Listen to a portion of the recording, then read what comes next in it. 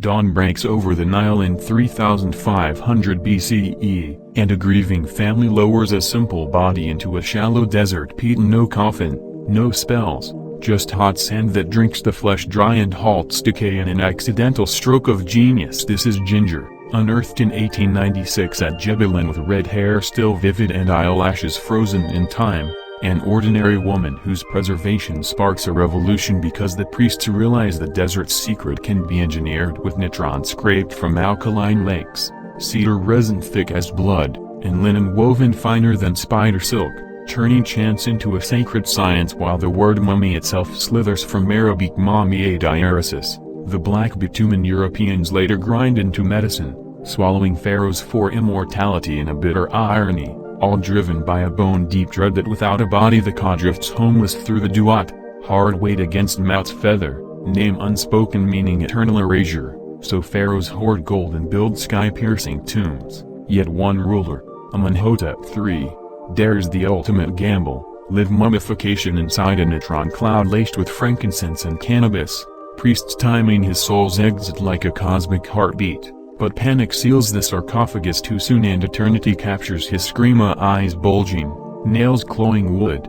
a high priest's nightmare preserved for archaeologists who taste resin on the linen and wonder if the king saw the gods before the darkness took him. 5 centuries before Christ, Herodotus wanders Egypt like a wide-eyed tourist and catalogs 3 mummification packages as deluxe silver talent masterpieces where embalmers slit the flank, hook the brain through the nose, and cradle organs in jars guarded by falcon-headed Kebazinwef economy cedar oil enemas that liquefy guts from the inside. Budget rinse and pray. Yet 800 years earlier Pharaoh Djoser commissions Imhotep to stack stone into the step pyramid at Saqqara, the world's first megastructure hiding 11 royal mummies in a maze of corridors, and beneath the glamour lies Amenhotep III's botched transcendence, cannabis haze and myrrh veils failing to sync death with divinity. Then fast forward to 1922 when Howard Carter cracks Tutankhamun's seal and finds the boy king blackened, resin overload cooking him for 3 millennia, yet gold paint still gleams on his toenails. A teenage flex in the face of oblivion. Lord Carnarvon laughs at the cursed tablet promising winged death, then a mosquito bite festers, blood poisons, Cairo's lights die at his final breath, and newspapers scream supernatural vengeance while invisible aspergillus spores ride the tomb air like silent assassins. Modern tests confirming toxicity that would fell a healthy man. Fear itself the real killer as stress collapses immune walls and 22 expedition souls drop within a decade is statistically normal, psychologically lethal. While across Europe artists stir mummy brown into Van Gogh palettes and apothecaries hawk powdered Ramses II as bedroom magic. The great king himself henna-haired and passport-stamped old age at 91. The clay tablet at Tutankhamun's door hisses a warning: a death shall slay with wings. Yet the real curse is microscopic, a 3,200-year-old bioweapon of fungi and bacteria that turns lungs to gravel. Carnarvon's war-weakened body no match, and when journalist Arthur Weigall sneaks inside wearing a fake beard he trips, cracks his skull on Anubis, and fever claims him days later. Coincidence or contagion amplified by dread? Meanwhile in Paris salons mummies are pulverized for paint and potion, 1 jar of Ramses II fetching a baron's ransom, but the screaming mummy steals the spotlight. An unknown man royal DNA, arms lashed, mouth locked in leather-gagged agony, silk noose marking elite execution for Prince Pentuer who plotted to knife his father Ramses III. Name erased from stone so his boss starves forever. Hollywood borrows the terror in 1932, Boris Karloff shuffling as Imhotep reborn. Yet the true horror unfolded in 1881 at Deir el-Bahri where smugglers Abdel Rassel sold 20 royal mummies piece by piece until one brother snitched, police raided, and the family cursed authorities to dig sand forever. Today their descendants run every ferry across the Nile at Luxor. Scarab swarms are fiction, but temple pits bred flesh-eating necrophorus beetles to skeletonize cadavers.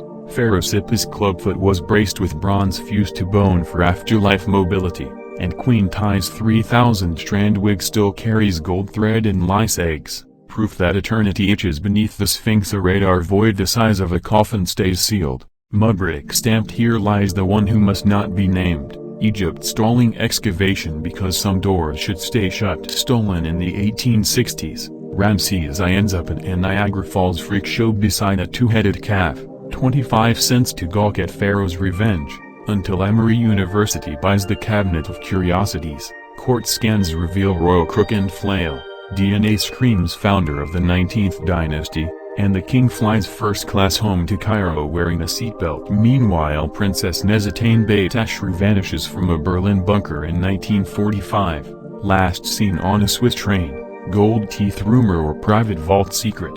Her name erased twice over. Modern forensics rewrite the scream. Sepentier hanged with silk, jaw pried by gag, rictus from muscle snap after death. Tutankhamun's dagger is forged from a meteor that fell when the pyramids were young. Nickel signature matching Giza skies. Valley fever from bad guano gifts Tomb Raiders visions of Anubis.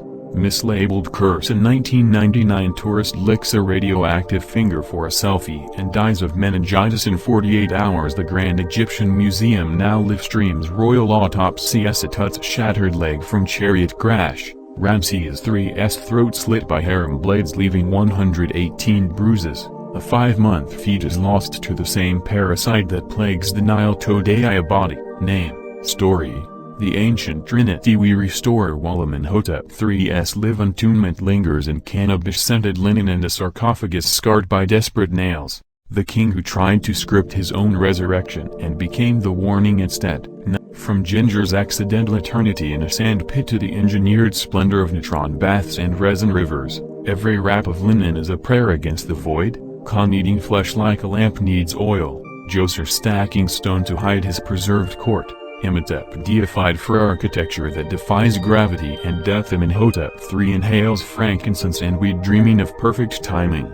Priests panic, lid slams, eyes freeze wide. Tutankhamun bakes in his own juices yet paints his toes gold because even dead teens posture. Carnarvon's mosquito bite opens the door for spores older than Rome. City blackout at his last gasp. Headlines sell fear while biology collects the bill. Mummy dust seasons masterpieces and bedrooms. Ramses II henna red and passport proud. Pentir swings in silk, scream gagged, name chiseled to dust. Have Del Rassel smugglers curse the police and inherit the river. Scarabs are movie lies but beetles cleaned bones in temple vats. Sipta walks straight on bronze afterlife crutches. Ty scratches eternal lice under golden braids. The Sphinx hides a coffin-shaped silence behind mudbrick and a warning older than scripture. Radar pinging emptiness that might hold the first deliberate mummy or the god Egypt fears to wake.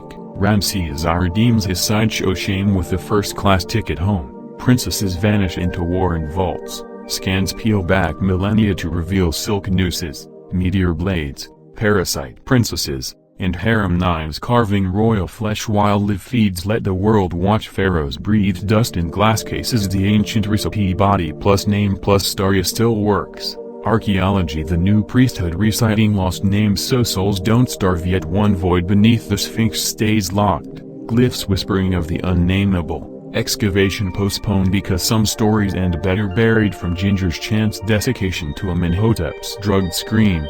From Tut's cold toes to Pentir's erased scream, every bandage is a contract with eternity, and they knew we'd come digging, planting curses and spores and silence, scripting their comeback in Hollywood shadows where beetles crawl from noses.